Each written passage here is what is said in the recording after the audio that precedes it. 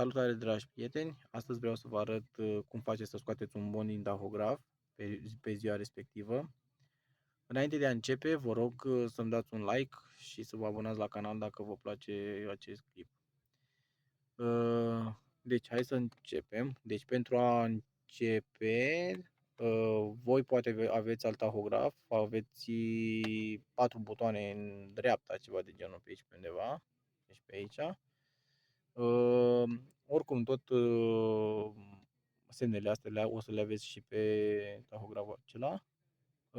Pentru a începe, dați OK, tipărire, OK, card sau vehicul în 24 de ore. Noi dăm pe cardul meu, de exemplu, dacă ne cere ISCTR-ul bon pentru activitatea de astăzi, dăm OK, tipărire OK, 24 de ore OK și pe data de că suntem astăzi pe 7. Și dăm OK și ne scoate bonul în prima. Și asta este tot. O să ne scoată bonul aici. Și cam asta este tot.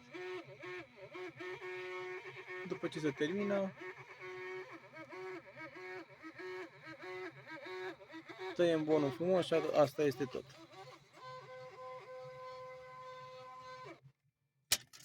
Atâta tot. Pentru a reveni la meniu, săgeată înapoi și asta este tot. O seară plăcută și drumuri bune!